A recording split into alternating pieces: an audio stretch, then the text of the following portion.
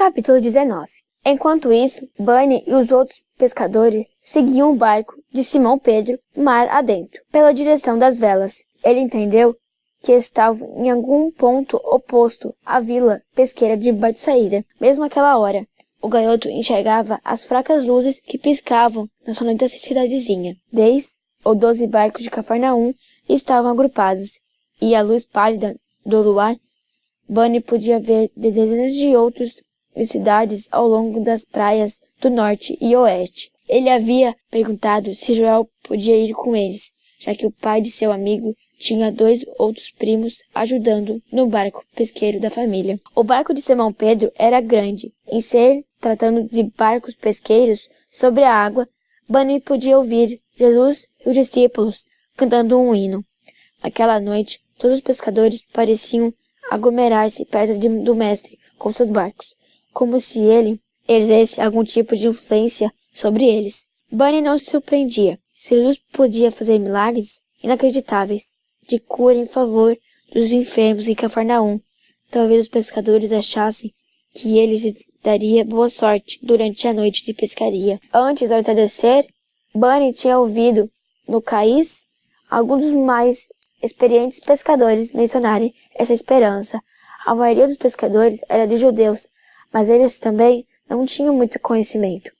A superstição desempenhava grande parte nas decisões que tomava cada dia, e muitos deles só viam Jesus como um talismã de boa sorte contra as forças do mal que lhes temiam no mar. Sendo homens religiosos, o medo de fantasma era muito real para eles. Consideravam-se as profundas águas da Galileia, o lar dos espíritos maus que causavam tempestades no mar. Não admirava que muitos deles resolvessem não pescar de maneira alguma naquelas escuras águas, mas no fim era necessário ter algum meio de sustento. Bunny, com o auxílio de Joel, ajudou seu pai a lançar as redes e depois se preparou para uma longa noite de pescaria. O garoto gostava dessas noites ali, no mar calmo, e ao olhar para o barco de Pedro, podia ver que Jesus também gostava.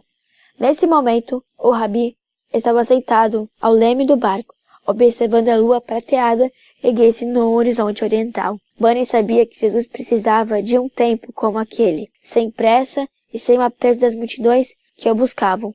Jesus era muito abnegado e tinha o jeito de quem não saberia jamais dizer não. As massas de pessoas que lotavam os caminhos por onde ele passava.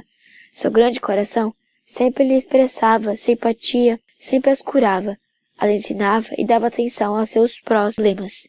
Mas ele precisava sim de descanso. Miríades de estrelas seguiam seu caminho através do céu, enquanto a escuridão se aprofundava.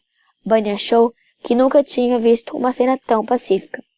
Acima dele, podia ouvir o assobio dos curiangos, voando daqui para lá em busca de insetos que também voavam por ali. De vez em quando, ele ouvia o barulho de algum peixe que saltava para fora da água. O vento noturno sobre o mar era leve e a lua ainda estava baixa, pouco acima do horizonte oriental. Os pescadores geralmente não saíam para o mar em noites enluaradas.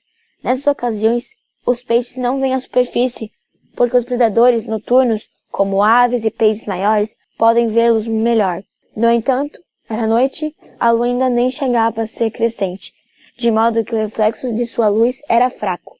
Nuvens esparsas faziam-lhe companhia, permitindo que ela aparecesse de vez em quando para derramar seus débeis raios sobre o mar. Bunny concluiu que a noite seria calma para os pescadores. Até aquele momento, não havia sentido puxões nas linhas, nem mesmo de pequenos cardumes que poderiam atravessar as redes mergulhadas na água. Às vezes, os pescadores ficavam sentados a noite toda e pegavam bem pouco. Outras vezes, nada. Essa era a natureza do trabalho. Em algum momento depois da primeira vigília da noite, Bunny notou uma leve brisa soprando. Ele não havia passado muitos anos em mar aberto, mas sabia o suficiente para perceber quando isso podia ser o sinal de um perigo que se aproximava. Quando ele viu seu pai levantar os olhos ao céu na direção norte, sentiu que algo estava errado. — O senhor acha que vai haver uma tormenta? Ele perguntou ao pai. — Talvez sim, talvez não. Lemal pegou uma roma de uma cesta no fundo do barco e a partiu. Jogou algumas das rosadas sementes na boca e saboreou sua doçura picante por um momento. Depois deu uma metade da ruma para Joel e a outra para Bunny. Será que papai está preocupado com alguma tempestade?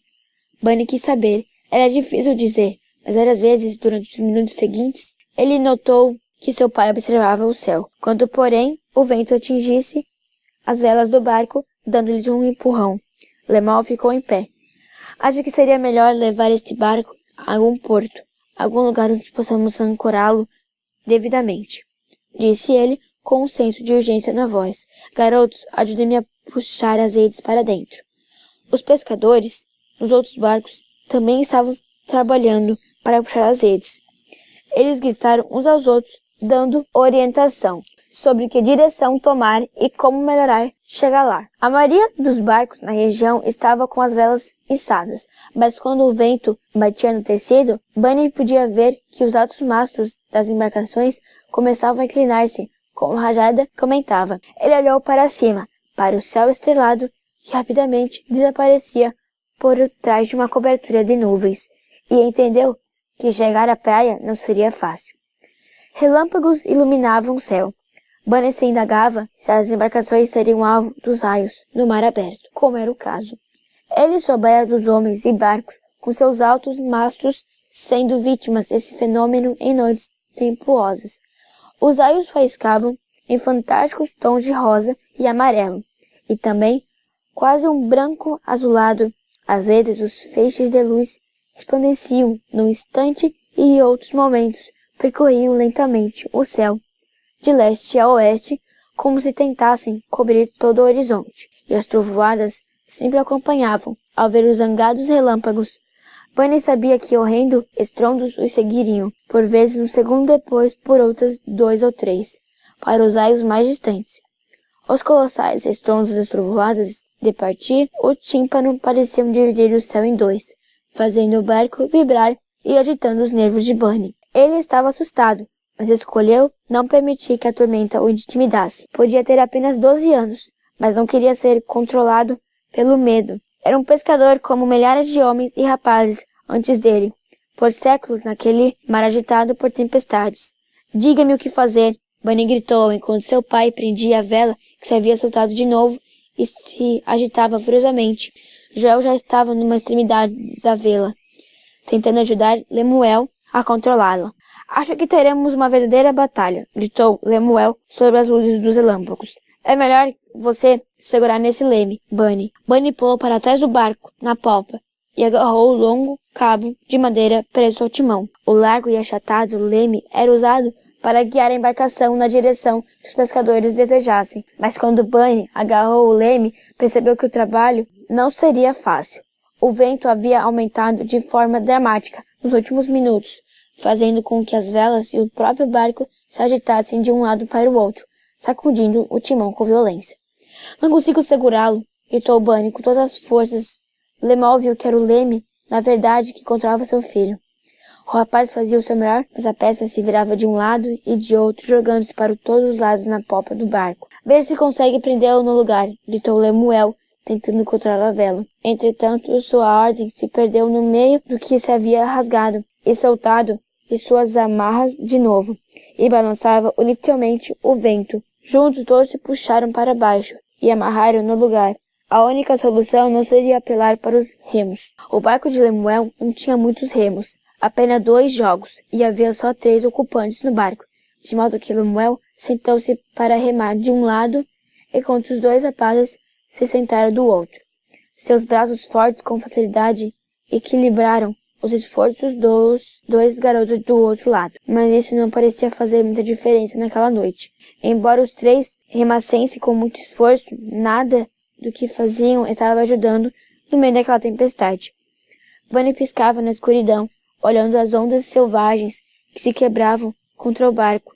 A única coisa com a qual contava naquele momento era a sensação de segurar o remo. Estava ficando cansado, mas sabia que precisava continuar remando. Não podia parar. Seus braços pareciam ter sido arrancados do corpo, mas eles tinham que prosseguir. As ondas quebravam de um lado e de outro, atingindo duramente o barco, lançando espuma ao ar. De vez em quando, uma onda mais alta que as demais atingia o barco de lado, passando sobre a armadura e amaciando ao afundar. Bunny começou a sentir pânico quando pensou em um possível naufrágio. A água era escura e profunda, e se o barco afundasse, ele poderia desaparecer junto. Ele não queria se afogar, não queria morrer.